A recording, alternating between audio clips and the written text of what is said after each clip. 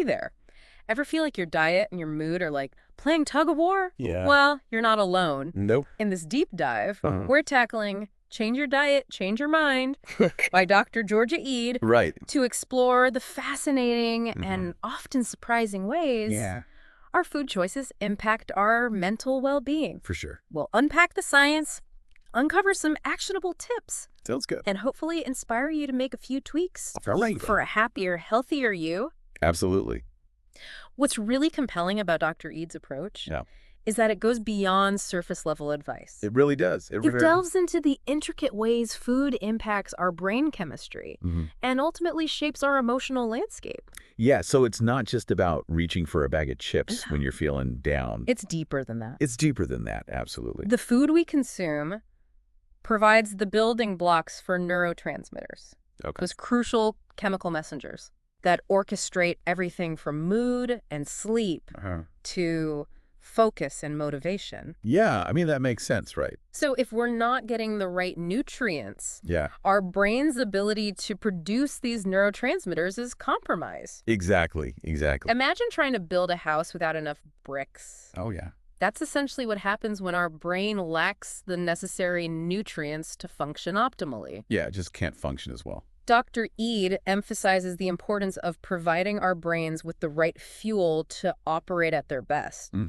Right fuel. And one of the key factors she highlights is inflammation, right? That's right, yeah. I understand how inflammation affects the body, like when I get a cut and the area swells up. Sure, yeah. But how does it actually impact the brain? So it's a similar concept, Okay.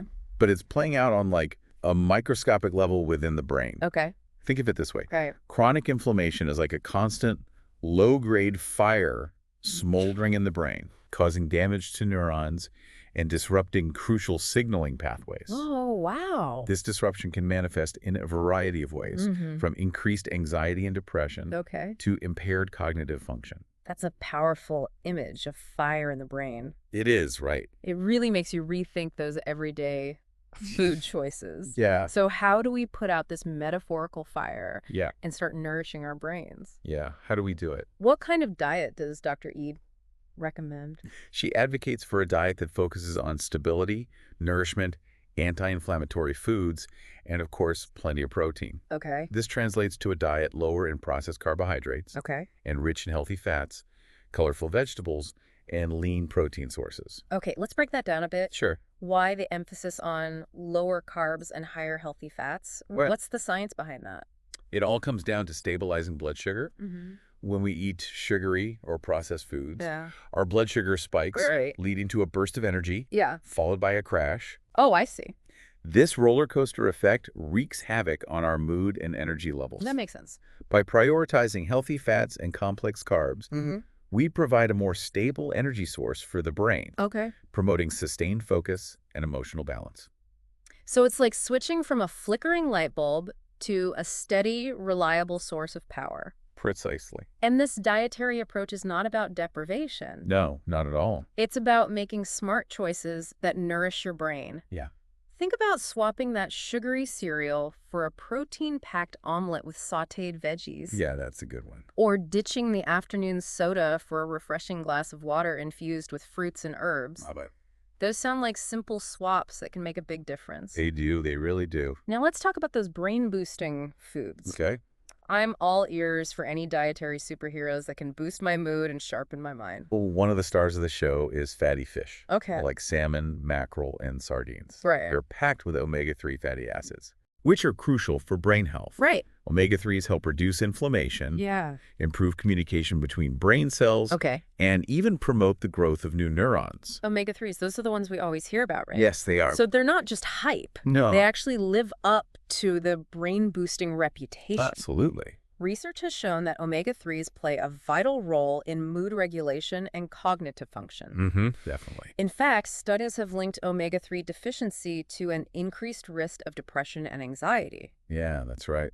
Wow, it's amazing how these tiny molecules can have such a big impact on our mental well-being. Right. What other brain-boosting foods should we be adding to our plates? Don't underestimate the power of colorful fruits and vegetables. Yeah. They're loaded with antioxidants, Okay. which protect brain cells from damage caused by free radicals. Okay. Think berries, leafy greens, bell peppers, Yeah. the more vibrant the color, Okay. the more antioxidants they pack. I love that visual. A rainbow on my plate for a healthier brain. Exactly. And don't forget about the spices. Oh, yes, the spices. Turmeric, in particular, Yes. contains a powerful compound called curcumin, which has remarkable anti-inflammatory properties. That's right. You can add it to smoothies, soups, stews, or even make a soothing turmeric latte. I love turmeric lattes. Okay, I'm officially adding turmeric to my shopping list. Good. It seems like a brain-boosting superstar. There really is. But what about the foods we should be avoiding? Yeah. The book talks a lot about the dangers of processed foods, right? It does, yeah. Processed foods are definitely a hot topic when it comes to health. Yeah. What's the main reason Dr. Eid cautions against them? I mean, they're everywhere. They are. It feels like you can't escape them. Right. So processed foods, they're often laden with refined sugars, unhealthy fats, and artificial ingredients Yeah. that can negatively impact our brain health Okay. in several ways. Oh. They contribute to that chronic inflammation we talked about earlier, Yeah. disrupting the delicate balance of our brain chemistry. It's almost like they're working against us, not for us, Exactly. instead of helping. Yeah, think about it. Yeah. Processed foods often lack the essential nutrients our brains need to function optimally, while simultaneously, bombarding it with substances that can hinder its performance. So it's a double whammy. Yeah. They're not giving us what we need, and they're potentially causing harm Yeah, precisely. at the same time. And one of the biggest culprits is sugar. Okay, yeah. Dr. Eid goes into detail about how sugar and refined carbohydrates contribute to insulin resistance, Okay. a condition that can significantly impact brain health. I've heard about insulin resistance in relation to diabetes, Right. but I didn't realize it could impact the brain as well. Oh, it can. Can you explain that connection? Absolutely. I'm curious. So insulin is a hormone that regulates blood sugar levels. Right. When we eat sugary or processed foods, Mm-hmm. our blood sugar spikes, Okay. causing the pancreas to release insulin to bring those levels back down. Right, like a balancing act. Yeah, exactly. Trying to even everything out. However, when we consistently overload our system with sugar, our cells can become resistant to insulin signals. Oh, so our body is basically hitting the snooze button on insulin's messages. That's a great analogy. It's not listening anymore. It's just like 5 more minutes. Yeah. And this insulin resistance doesn't just impact our metabolism. Okay. It also affects the brain. Yeah, okay. When brain cells become insulin resistant, Yeah. they can't properly absorb glucose, Okay. which is their primary energy source. Their fuel. Their fuel, exactly. Yeah. This can lead to a range of cognitive issues, Okay. including difficulty concentrating, Yeah. brain fog, Mm-hmm. and even an increased risk of mood disorders. Wow, I had no idea the connection was so significant. It is, it is. It makes you really reconsider that afternoon candy bar. It does, right. But beyond avoiding processed foods and sugar, Mm-hmm. what about those foods that actively support our brain health? Right. We touched on omega-3s and colorful produce. Yeah. But what about protein?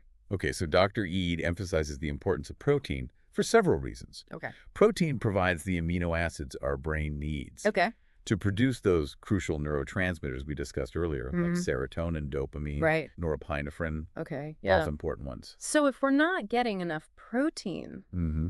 our brain's ability to produce these mood-regulating chemicals could be compromised. That's exactly right. Really? And this can manifest in various ways. Okay. Low energy, difficulty focusing, Yeah. increased irritability, Yeah. even feelings of anxiety or depression. Wow. It's pretty amazing. It's fascinating how something as simple as getting enough protein Yeah. can have such a profound impact on our mental and emotional state. I know, it's crazy to think about, right? Yeah.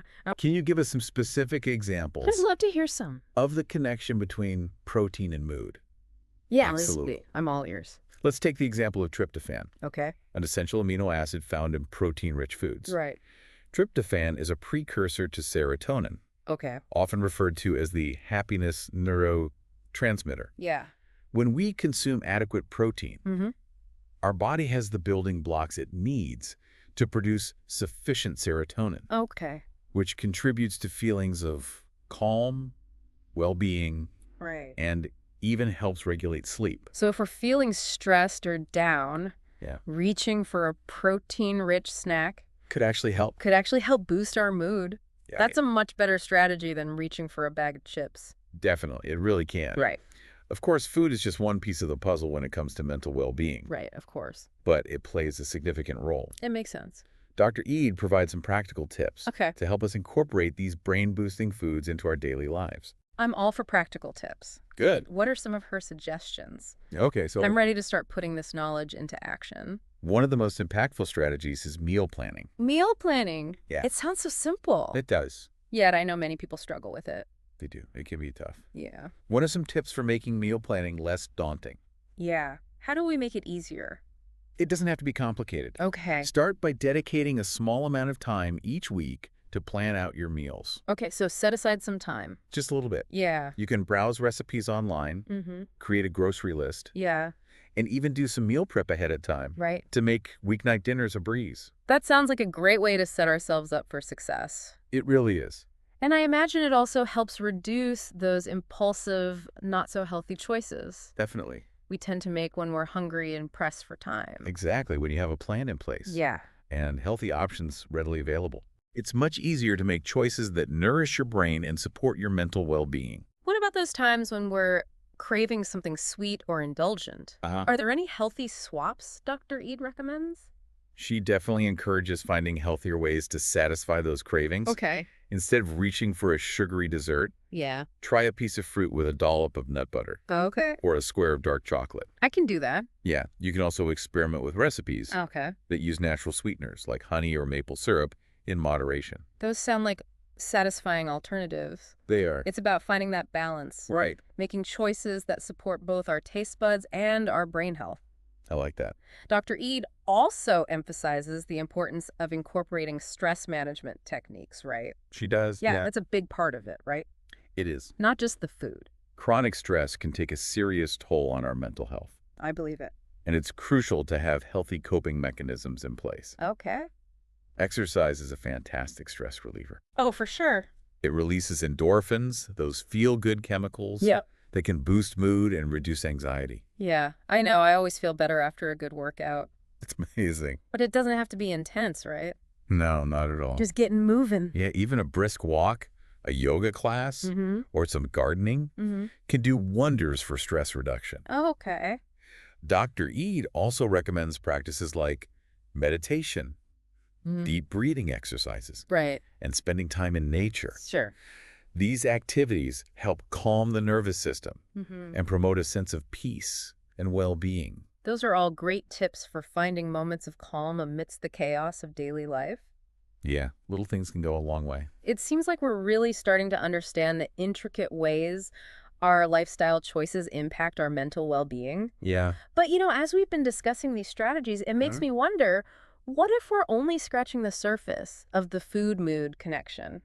That's a fascinating thought. There's still so much we're learning about the complex interplay between diet, brain chemistry, Right. and mental health. Right. For instance, Dr. Eid touches upon the gut-brain connection, Oh, yeah. a relatively new area of research Okay. that's revealing just how influential our gut health is Okay. on our mental state. I've heard a bit about the gut-brain connection, but Yeah. honestly, it all sounds a bit mysterious to me. It is, kind of, right? Could you break down what that actually means? Yeah, so it's quite remarkable, actually. Okay. It turns out that our gut is home to trillions of bacteria, fungi, and other microorganisms, Wow. collectively known as the microbiome. The microbiome. And this microbiome is in constant communication with our brain, Okay. sending signals through various pathways, Right. including the vagus nerve. So our gut is essentially having a conversation with our brain. Pretty much, yeah. That's wild. It is, right? What kind of messages are being exchanged? Well, these messages can influence a wide range of functions, from mood and emotions to cognitive processes Okay. and even our immune system. Oh, wow. For example, certain gut bacteria produce neurotransmitters Oh, really? like serotonin and GABA, Okay. which play crucial roles in mood regulation and relaxation. So the bacteria in our gut are actually producing the same chemicals that our brain uses to balance our mood. It's crazy, right? That's incredible. It really highlights the interconnectedness of our body systems. Yeah. And this connection goes both ways. Okay. Our brain can also influence the composition of our gut microbiome. Oh, so it's not just one way. It goes back and forth. Okay. Stress, for example, can negatively impact the balance of bacteria in our gut, Oh, really? potentially contributing to digestive issues Wow. and even mental health challenges. So it's a two-way street. It is. Our gut health impacts our mental state, and our mental state can influence our gut health. Exactly. That makes the idea of nourishing our gut microbiome even more important. It really does. Right. Absolutely. So what can we do? Well, Dr. Eid suggests incorporating fermented foods Okay. like yogurt, kefir, and sauerkraut All right. into our diets Okay. to promote a healthy gut microbiome. Gotcha. These foods contain beneficial bacteria Okay. that can help crowd out harmful bacteria and support a balanced gut ecosystem. Sounds like taking care of our gut health is another powerful tool It is. in our arsenal Yeah. for supporting our mental well-being. For sure. As we wrap up this deep dive, Okay. what's one key takeaway you hope our listeners will remember? I think the most important message is that we have more agency than we realize Okay. when it comes to our mental health. Mm-hmm. By making conscious choices about the foods we eat, Right. the ways we manage stress, and the lifestyle habits we cultivate, Right. we can empower ourselves to feel our best. Okay. It's about recognizing that small, consistent changes can make a big difference over time. It's a hopeful and empowering message. I think so. So if you're feeling inspired to take action, Yeah. remember that you don't have to overhaul your entire life overnight. Nope. Start with one small change. That's all it takes. Add an extra serving of vegetables to your plate. Mm-hmm. Swap that sugary drink for water. Yeah. Try a new fermented food. Love it. Or incorporate a few minutes of mindful breathing into your day. Great idea. Every step you take towards nourishing your body and mind is a step in the right direction. Well said. And if you're looking for a comprehensive guide to this fascinating topic, Yeah.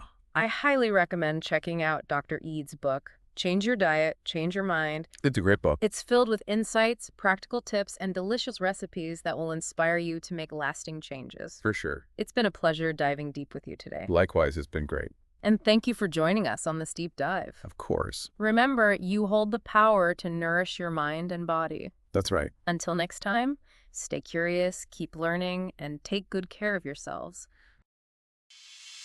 Thanks for tuning into Chapter 2, where we break down the best books to fuel your growth and learning. If this book caught your interest, check out the links in the description to get the audiobook at no cost. Don't miss out and support our channel while you dive deeper into these life-changing reads. See you in the next episode.